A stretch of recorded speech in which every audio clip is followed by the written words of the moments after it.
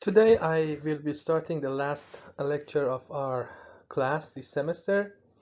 We are going to continue with travel demand and traffic forecasting, and so far we have talked about trip generation, mode and destination choice. We started talking about traffic assignment, the concept of user equilibrium, and we showed or we learned how to find user equilibrium flows with a system of equations. Now, that system of equations can get really messy when we have many routes, many origins and destinations, and it would become very cumbersome to create a system of equations and solve the problem. So to avoid that problem or that issue, researchers have come up with a different approach of addressing user equilibrium traffic assignment problem that I will be talking about it in the rest of this class today, and uh, we conclude our discussion with system optimal traffic assignment. That's a way of distributing traffic flow in the network that we are going to get the lowest system-wide travel time. Not each user is not going to have the lowest travel time of her or himself, but the system level travel time would be the lowest. So let's go back to user equilibrium for now. The condition that each user's travel time is going to be at a minimum level, and if people are on one route, that route is going to give them the lowest travel time, and we're going to look at a mathematical programming perspective to solve this problem.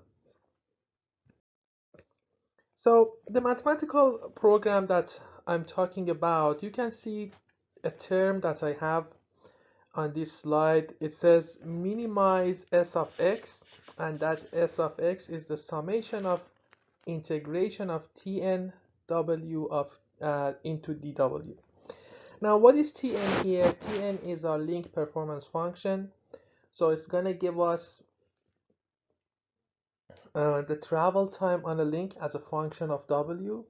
W here is traffic flow, or x that you saw previously. So we find the integral of link performance function, and then we sum that over all routes that we have, and we want to find x's in a way that gives us the summation, the lowest value of the summation of these values.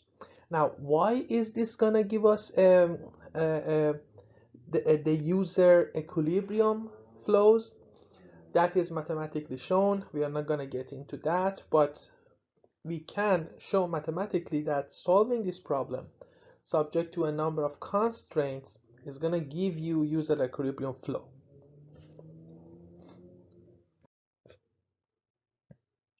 So the function that we do is going to have a number of constraints. For example, we want to ensure that the flow that we will find on each route is gonna be non-negative. Think about it. Why the flow cannot be negative? It means that we are maybe the vehicles are going backward. It doesn't have a meaning, right? A non-negative flow. We also want to make sure that the flow conservation holds, and that means that the number of vehicles that want to go from point A to point B, when you distribute it across different routes, the summation of that flow on those routes is going to be equal to your demand. So that's what you see with this equation here. So what I want to do is that I want to solve the previous example that we solved with a system of equations and found the flows. So link performance functions are given, T1 and T2. So what you're asked is to find user equilibrium flows using the mathematical programming. What I'm going to do here is to ask you to pause the video for 8 minutes spend time on it and you can go forward. What you need to do is to construct that function that you saw on the previous slide and then try to find x1 and x2 in a way that gives minimum value to that function. When you have your answers, resume the video and we go forward from there. Okay, so in this slide, I'm going to start solving the problem, and I will do so by constructing the function that we want to minimize, and that is s of x. So if you remember, it is equal to the integral from 0 to w of t w dw. So here my tw for route 1 is 6 plus 4w, and we want the flow to go from 0 to x1. And for route 2, the link performance function is 4 plus w squared, and the integration goes from 0 to x2. So if I want to draw it, I'm gonna have, this is my point A, this is my point B. I have traffic that is going from point A to point B. I know that total traffic that is coming in is 4.5 thousand vehicles. The total traffic that is gonna be here also is 4.5 thousand vehicles. Link performance function on link 1 is 6 plus 4w. Link performance function on route 2 is 4 plus w2 square. Okay, so what's next? What I can do is that I can substitute x1 with 4.5 minus x2, or x2 with 4.5 minus x1. Why can I do that? Because we know x1 plus x2 adds up to 4.5, right? So now I'm gonna say that if we have that, I'm gonna substitute x1 with 4.5 minus x2, and then I'm gonna take the integrals and see what I'm gonna have. Okay, so let's do that. I'm gonna have the integration of 6 plus 4w dw from 0 to 4.5 minus x2, and integral of 4 plus w squared dw from 0 to x2. So if you take the integration, for the first one, you're going to have 6w plus 2w squared, and it goes from 0 to 4.5 minus x2. For the second term, we are going to have 4w plus w cubed over 3, goes from 0 to x2. So if you find what we have here and just put values in it, we are going to have something like this. And we can simplify this a little bit and then go forward. So what do you think we are gonna do next after simplifying this term? If you think about it a little bit, we want to find the minimum of this function. We want to find x2 that is gonna give minimum value of this function. So we can take the first derivative of this one with respect to x2, set it equal to 0, and find the value of x2 that is going to give us a slope of 0 of this term. That's what I'm going to do in the next slide. So we take the first derivative. What we are going to have is x2 squared plus 4x2 minus 20. If you solve this equation, it's going to give you two values. One is not going to be acceptable because it's going to be either less than 0 or more than 4500 or 4.5. There's going to be one acceptable value that is equal to 28.99. That's what we have seen in the previous example. And if you have that value for x2, we just know that x1 is going to be equal to 4500 minus 2899, and whatever that is your answer. So if you think about it, one of the things that we did in the previous approach was to make sure if both routes are going to be used or not. So we said that I'm going to put all volume on route 1, find travel time, and then check to see if it's more or less than travel time on the other route. If it was more, the other route will be used. If it's less, the other route is not going to be used. Now for 2 routes, that's not too hard to do, but assume a real world transportation network. Between point A and point B, you don't have 2 routes. You maybe have tens or hundreds of viable routes, and for all of those, if you're going with that approach, you need to find out if they're going to be used or not. And you don't have only a pair of origins and destinations, you have many of them. So that approach of setting up a system of equations becomes really hard in any realistic problem. So if you think about Raleigh Durham area, in this network we have thousands of nodes, millions of ODs with millions of routes. So really finding volumes and traffic flows on links based on the previous approach is not going to work, but this approach works. The mathematical programming approach works. Okay, so far we have been talking about user equilibrium traffic assignment. So we said that the network is going to reach an equilibrium. We had a couple of assumptions. We said that travelers choose their routes based on travel time and they have good knowledge about travel time. But oftentimes that user equilibrium flow is not the flow that gives you the best performance, lowest network level travel time to you. So the question is that, are we more interested in user equilibrium flows, or are we more interested in system optimal flows? What do you think?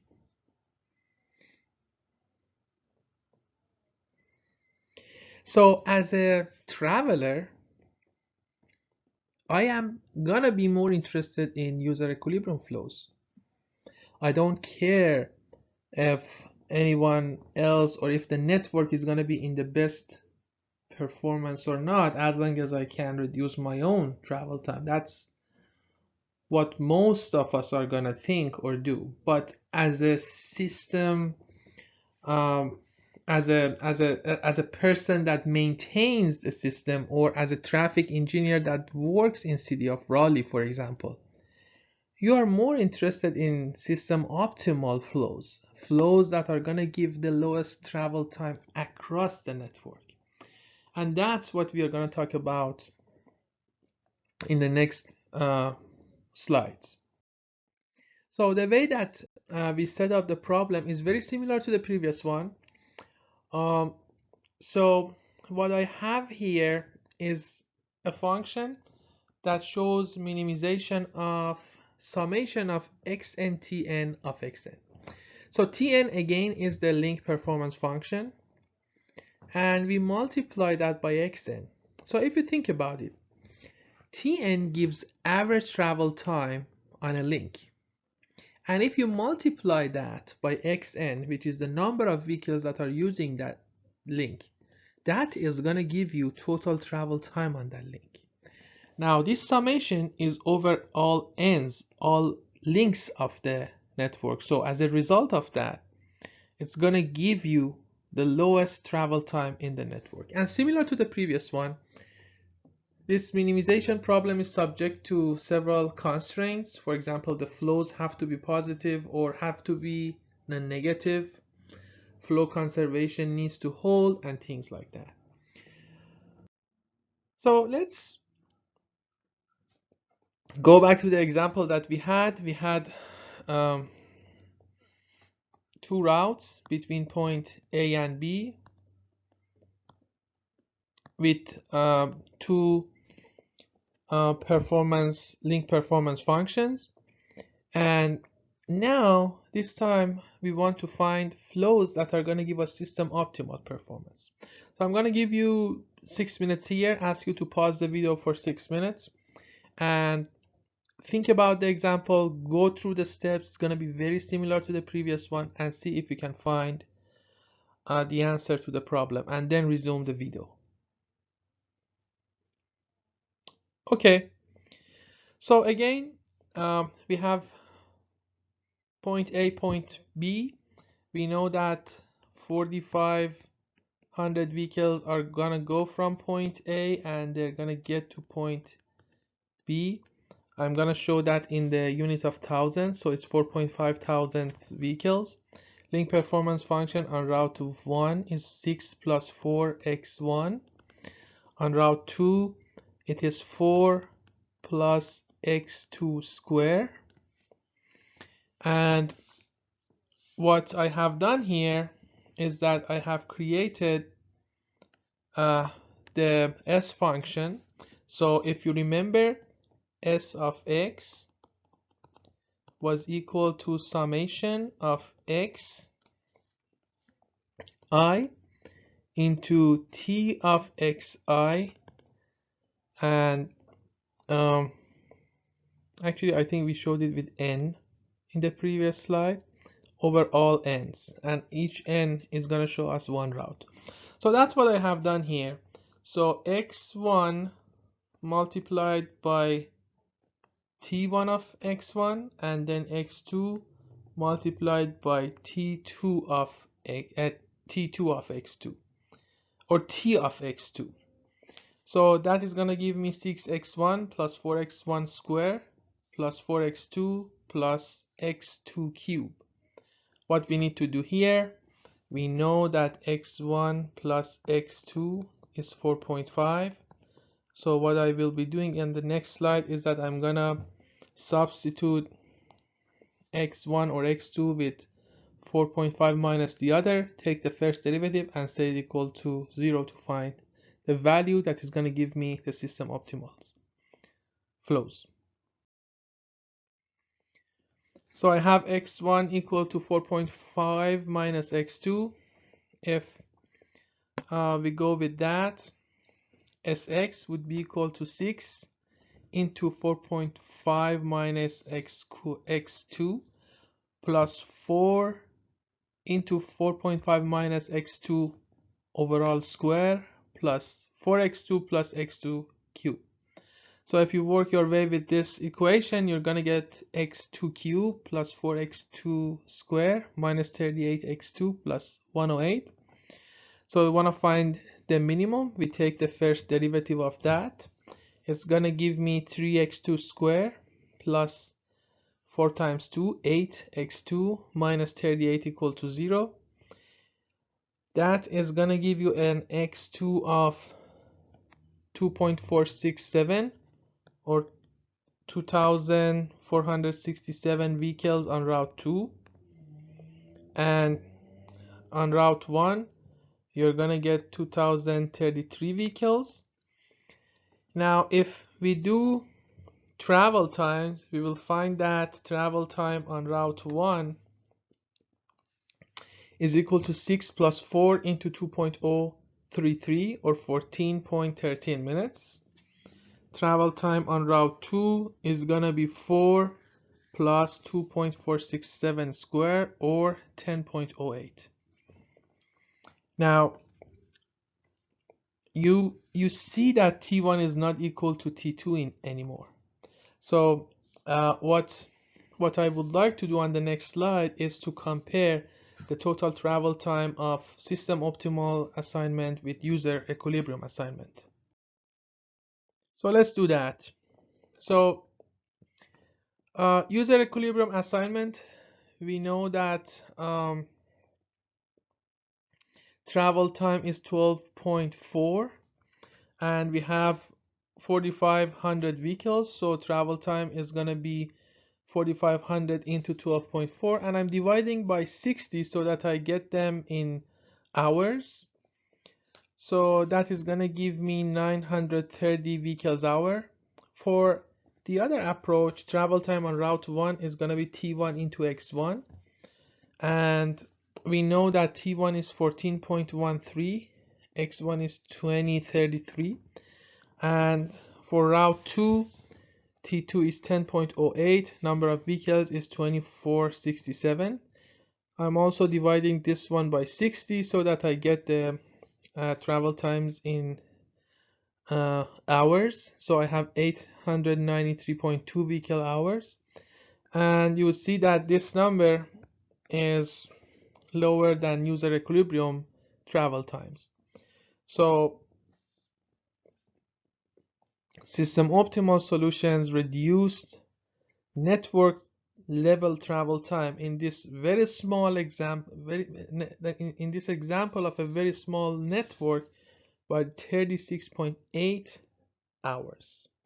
So this slide concludes our discussion on chapter 8 of our book. And what I will be doing is that I will upload an exam review for you guys this Tuesday.